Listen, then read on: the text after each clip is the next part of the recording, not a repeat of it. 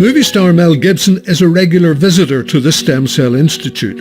He has treatments for a shoulder injury, and he's become an advocate of stem cell therapy. Mel's father, Hut Gibson, had his life transformed by going to Panama. His treatment pulled him back from the edge of death, aged 92. 7 years later, he's thriving. Well, he was pretty old.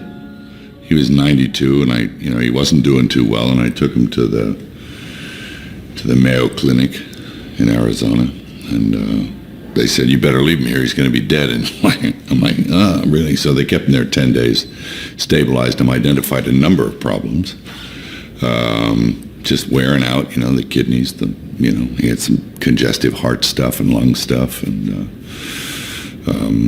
various other things. His hip was, hurting. He was not ambulatory, and he was in a lot of pain and pretty listless and sick.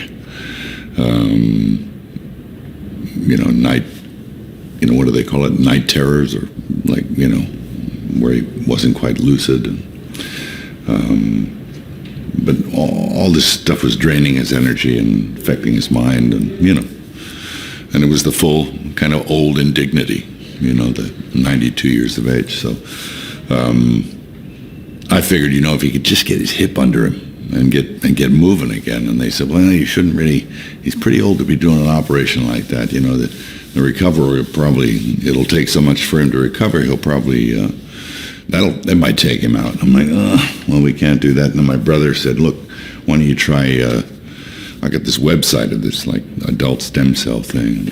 I'm like, what adult stem cells? Yeah. So I asked a doctor friend of mine, what he thought about that. And he says, stay away from those guys. It's unproven. He's like, it's, down in Panama, it's lepers and banana boats and three-legged dogs. And I'm like, well, you're exaggerating. And it turns out that he was.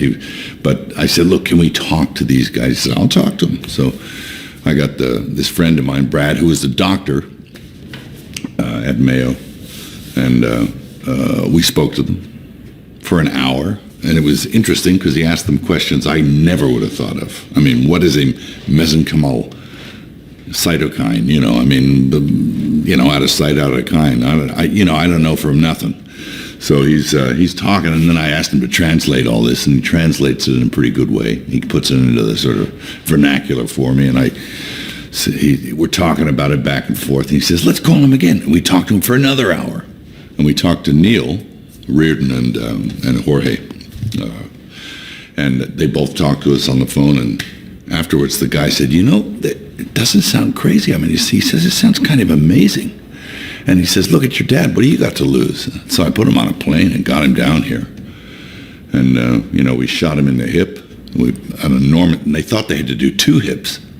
So they had enough for 2 hips, but it was so much, but they put double the amount in 1 hip. And then, of course, they just dropped some into his bloodstream, like 100 million cells or something like that. So, but every ailment that this man had kind of righted itself, and pretty quickly, too. And he started walking without pain, and he became back to his lucidity, and his kidneys were okay, and his heart and his lungs, and his eyesight got better, and he even started getting little pigments in his hair and stuff. It was insane.